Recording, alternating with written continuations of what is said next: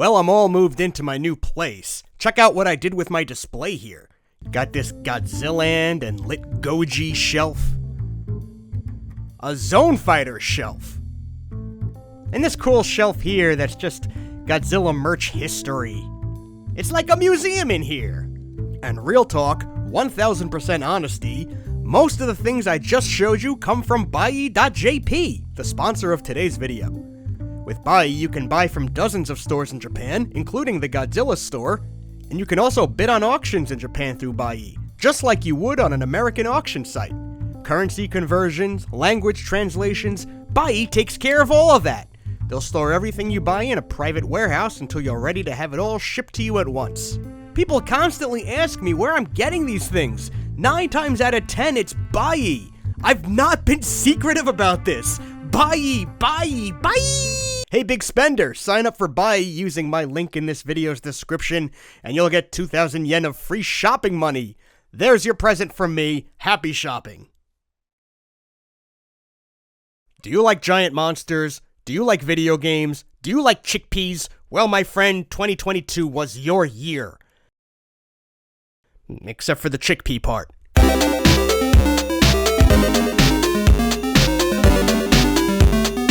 There was no shortage of kaiju video games this year, and today I'll highlight 3 of them, with all 3 coming from independent developers. And these 3 games are very different from each other, which is awesome. These games are on multiple consoles, but all of my footage today comes from the PlayStation 4. Just Dance 2015! Don't worry, I'll review that next. But before I do my little judgmental rating system, I need to say, all 3 of these games are absolutely worth checking out.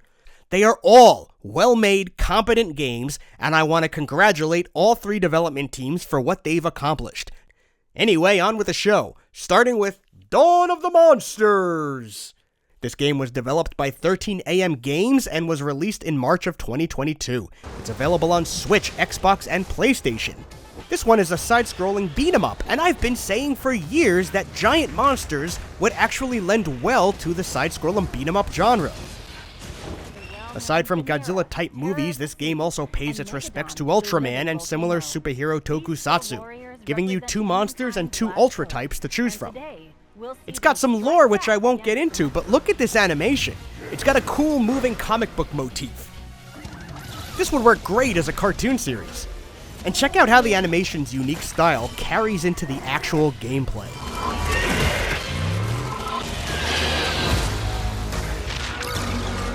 You could slash monsters, rip their fucking heads off, throw buildings at them.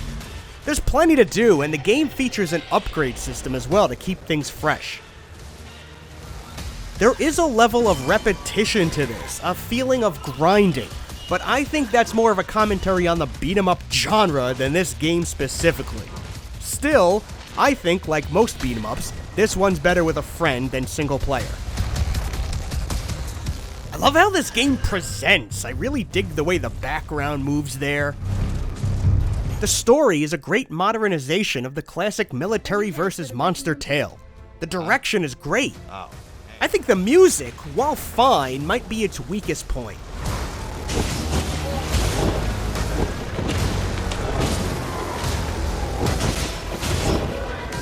I'm not super into this genre of game at the moment, although I would have loved this in the 1990s or early 2000s, but for that reason, this one isn't one I return to a whole lot.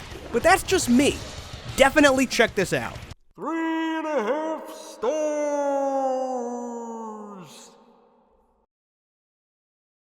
I've been waiting a long time for Terror of Hemasaurus. Or is that Hemasaurus? As of this video, it's out for Xbox and PlayStation and coming to Switch next month. And this game comes to us from Lauren Lemke in Finland. Looking at this game, I'm sure your mind is immediately going to the original Rampage, and yes, this does feel like an alternate reality where instead of focusing on 3D, Rampage leaned into and improved its original game design.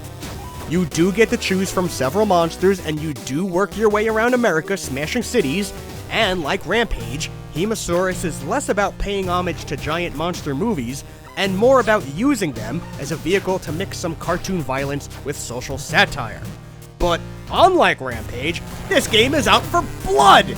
Look at this violence! This game doesn't give a fuck! Climate deniers, conspiracy theorist believers, sensationalist media, it's all gonna get roasted, both figuratively and literally.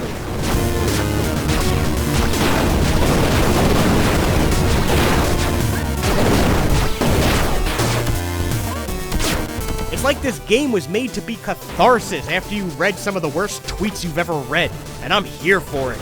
Because it is a good fuck everyone type game.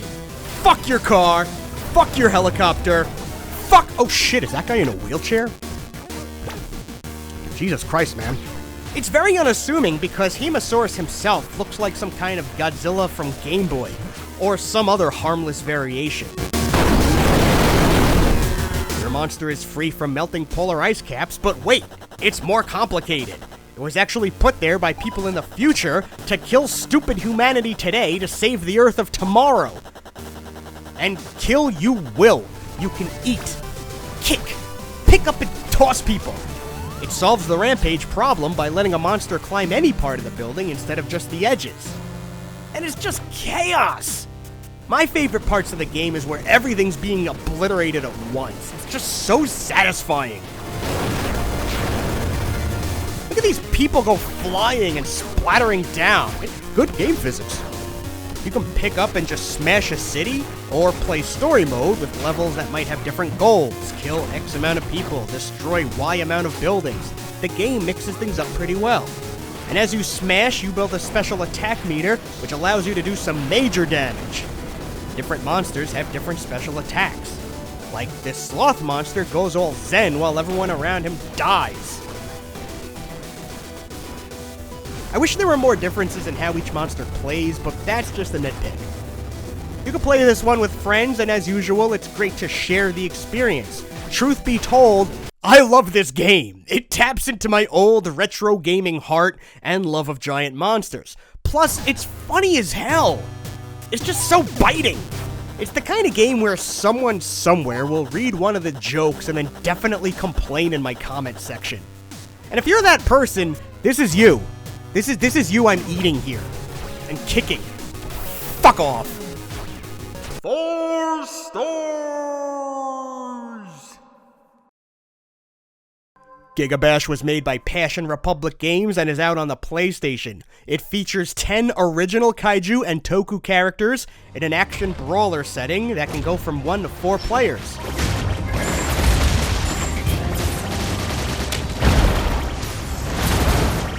You're gonna see a lot of influences playing this game, from Ultraman to Gundam, maybe even Primal Rage.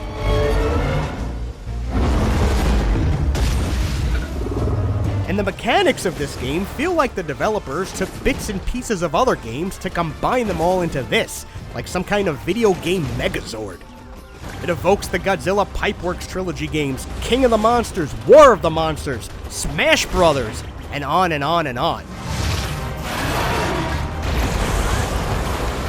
The hook here is that as you fight, you gain Giga Energy. When you get enough Giga Energy, you evolve to an S-Class monster, which is way bigger and stronger. Each character has their own unique abilities, environments are varied and interactive, and best of all, controls are pretty intuitive, making this easy for anyone to pick up and play.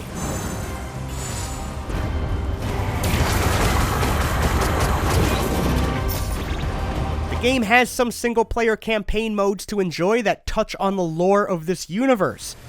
There are short campaigns for 4 different characters, which unfortunately you have to do in order, but each one of these has their own stylistic feel and tone. Between the battles in this mode, you might see some of the CGI animation progressing the story, or it might flip to this comic book-esque flatter animation. The flat animation looks awesome, don't get me wrong, but the CGI animation looks even better to me, and I felt a little bummed anytime it cut away from it. Yeah, the graphics just look really good in this one. Look at this snowball attack this character Wooly can do. Of the 4 stories, his was my favorite.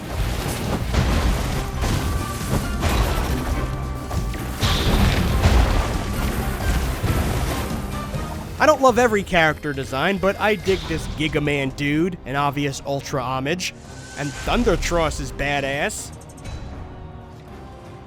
Playing through various modes unlocks tons of bonus stuff, character files, music, art, basically every individual asset of this game, piece by piece. But of course, less people are here for the campaign, and more people are here for the party brawler modes, which you can play on a couch with friends, or online with whoever. Yeah, I think it works best locally, with friends in a room all smack-talking each other. Up to 4 players can fight, and most attacks are satisfying, and growing is a lot of fun. My nitpicks are of personal taste. I don't like this huge arc when throwing large objects. Sometimes it's a little tough to get a grip on where you are, which, to the game's credit, they tried to solve various ways, like this line coming down from the characters, silhouettes when you're behind buildings. But there are still times you could be obscured by an S-class monster, or the camera can get wonky. Like here, what the hell? It got really wonky. Hello? Where am I? Hello? Still, GigaBash is a lot of fun. But come on, people. I know what you're waiting for me to bring up. Come on.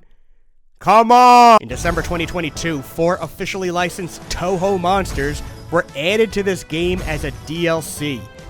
Godzilla, Gigan, Kiryu, and Destoroyah! They were integrated into modes like Brawler and Arcade, and they look and play great. Now this game really makes you think of that old Pipeworks trilogy.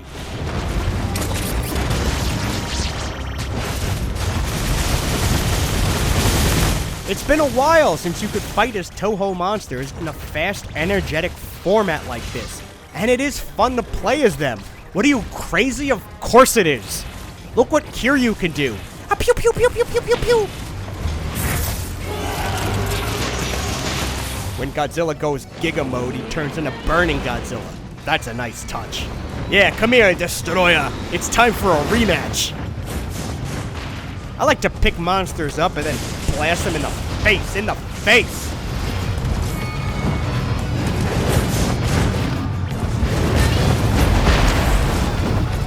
The Toho monsters add a lot of cred to this game, and they add cred to the original characters in it. Because now Godzilla can fight Wooly in an official capacity, which means Wooly's got clout. And fighting Giga Man may be the closest Godzilla comes to fighting Ultraman on a console.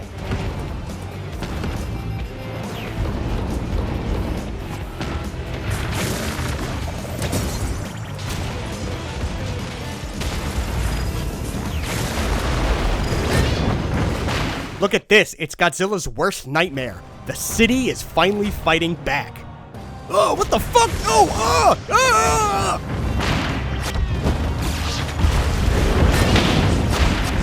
As I said, playing with friends is the way to go with this game, although I didn't happen to capture any footage of that. I think your friends and you will have at least one really fun night with this one.